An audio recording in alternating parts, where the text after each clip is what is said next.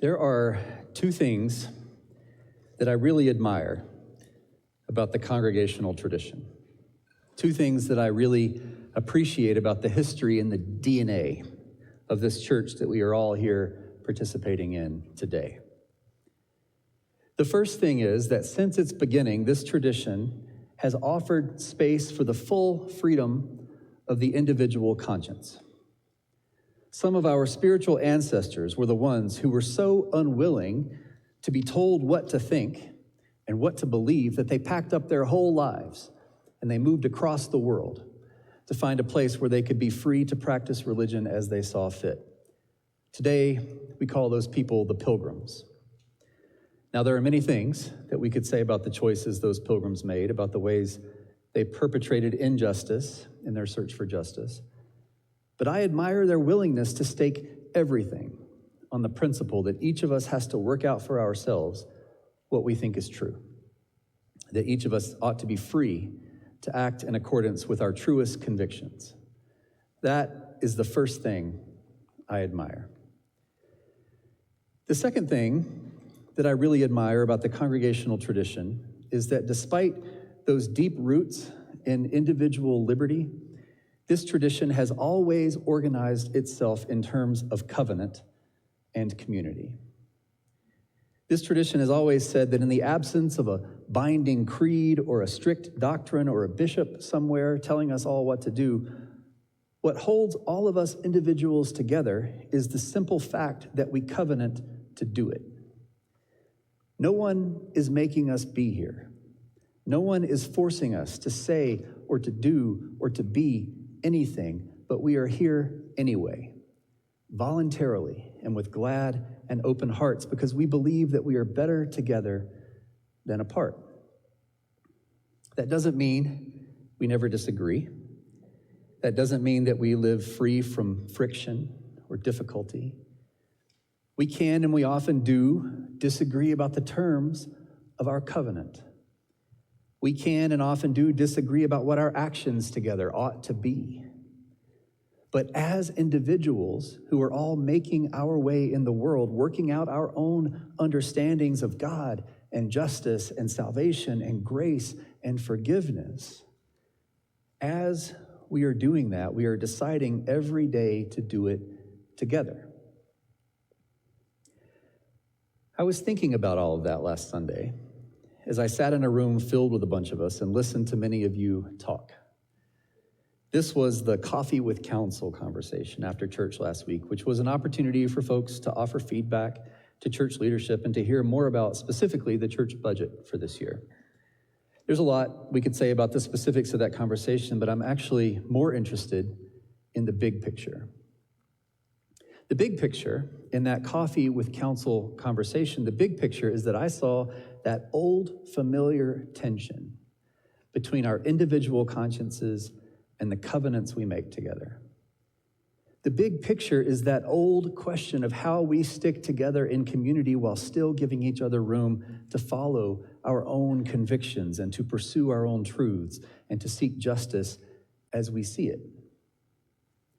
I came away from that meeting impressed with our ability to share viewpoints with honesty and charity, to challenge each other with grace and humility, impressed with our ability to move, even if slowly, toward a consensus that might someday emerge. There's a way to see disagreement as a problem.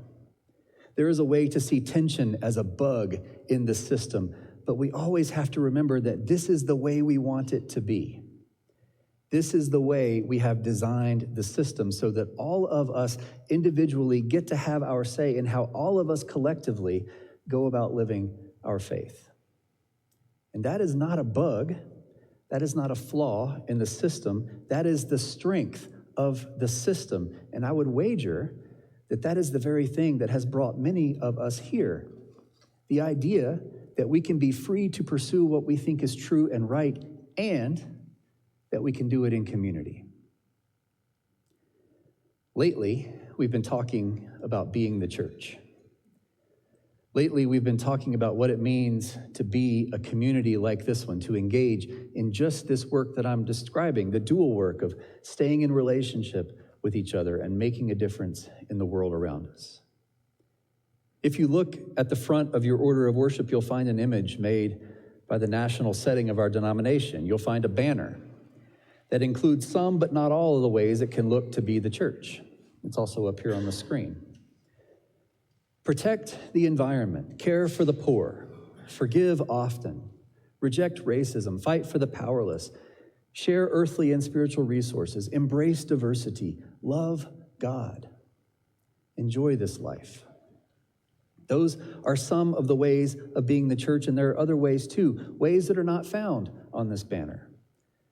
Sometimes being the church means bringing some donations for the can-do cart to go to Metro Care Ring. Sometimes being the church means getting your hands dirty in the flower beds outside. Sometimes being the church means visiting someone who has just received a difficult diagnosis. And sometimes being the church means being the one receiving that visit. Sometimes being the church means circulating a declaration supporting immigrants, and sometimes it means signing it. Sometimes being the church means launching a new program, or showing up to volunteer for something, or passing a plate at a potluck, or picking up your trumpet, or putting on a safety vest and hanging out in the parking lot. Sometimes being the church means saying hello. Sometimes being the church means saying goodbye. Being the church is a million different things, some big, visible things, and mostly things small and unseen.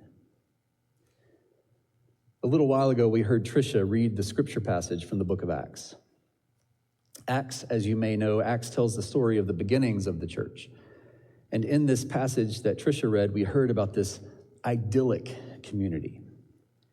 We heard in this passage about a utopian spiritual community that believed in common and shared their property in common, people who distributed resources to those who needed them and who prayed together and ate together and praised God together.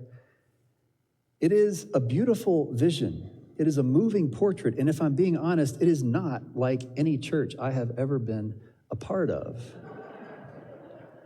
It does not sound familiar. That ancient church from Acts does not look much like the modern churches I have known. In fact, that ancient church from this part of Acts does not even look like the ancient church from later in the book of Acts, where conflict and disagreement and even mistrust crept in. If you keep reading in Acts, you'll find lots of examples of being the church that feel maybe more familiar. You'll find lots of examples of times when things were not going smoothly, even in the Bible. You'll find lots of examples of conflicting personalities and conflicting visions and conflicting understandings. And maybe you find this hard to believe, but that is what gives me hope.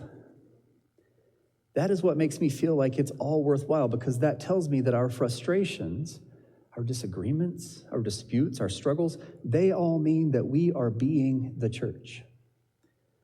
All those things mean that we are doing the hard work of community, the hard work of being together, just like they did 2,000 years ago. As you might imagine, I've been at a bunch of meetings lately. I've been in a lot of meetings with church staff and church leadership, working out plans for what might happen next. And in one of those meetings, someone said something that has really stuck with me. I can no longer remember which meeting it was or who said it, so I can't properly credit them, but I did write it down because I thought it was smart.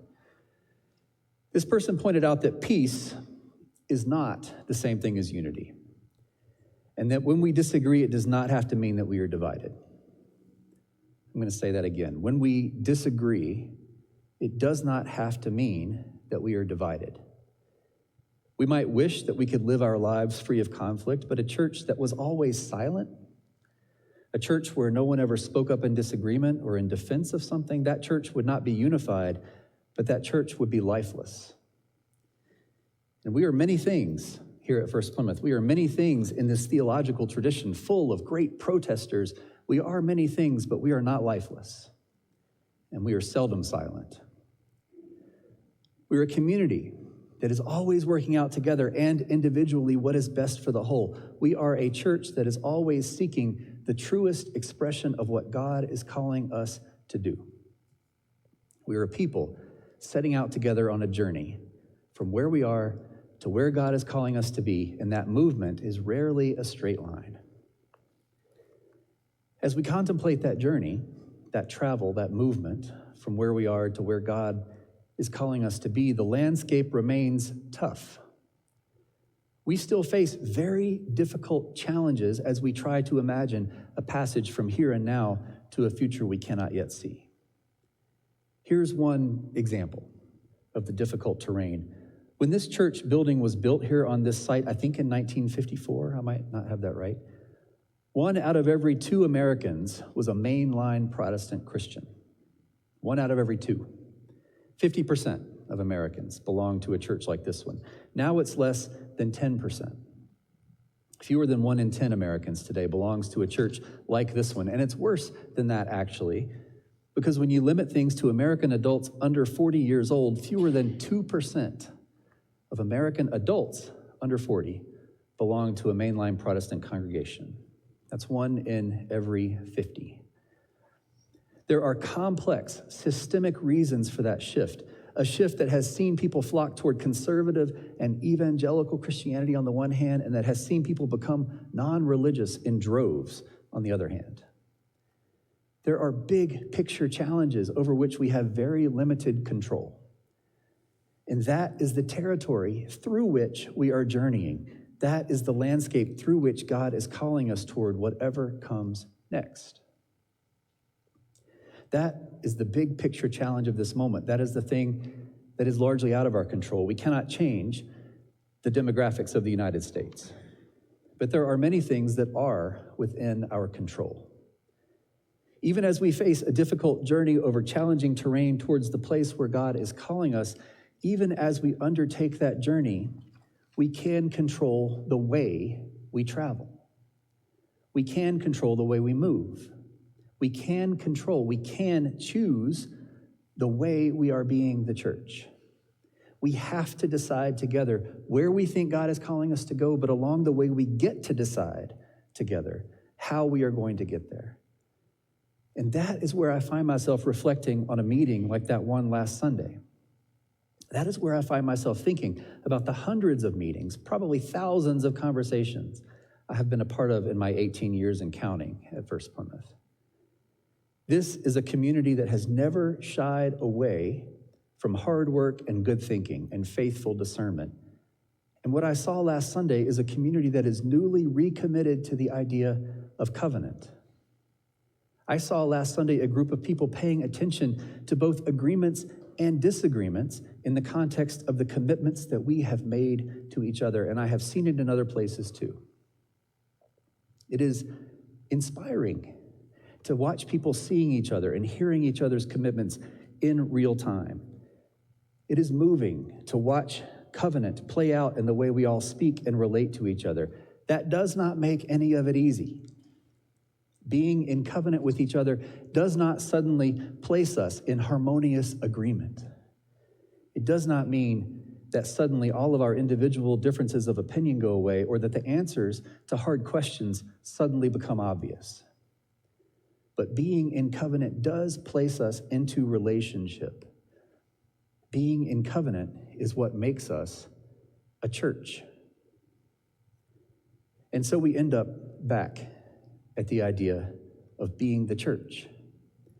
We return to this idea, to this practice of covenanting as individuals to accomplish something together. We return to the task of being the church together, to making a difference together in the world, to seeing justice done and making mercy happen, and to helping love and common purpose spread in a time when the world is full of misunderstanding and cruelty. We have to return, we must always return to the ways we agree to come together and to the reasons we have for doing it. Nobody is making us be here. Nobody is forcing us to believe or to be or to do anything. We are here because we want to be here. And so the first thing will always be to pay attention to that thing that binds us all together. The first thing will always be to pay attention to the practices of being together, to pay attention to the ways we come together as individuals to do our work as one. And after that, the only other things really are to do the work God is calling us to do in the world and to be the people God is asking us to become. The only other thing is to be the church. What does it look like to be the church? Friends, that is what we will have to decide. That is what we will have to discern. We will need to covenant together again and again and again to learn the shape of the people God is calling us to become. At the beginning, in Acts, being the church sometimes looked like harmony and agreement in times of utopian coexistence. And at the beginning in Acts, being the church sometimes looked like disagreement and conflict and difficult times. Both were true then, and both are true now. But then, as now, what was important was the way people chose each other. The ways all of the individuals chose again and again and again to join together and to be the church together as one. That is where we find ourselves, and not for the first time, a moment of choosing each other. Let's choose each other. Let's be the church together. Amen.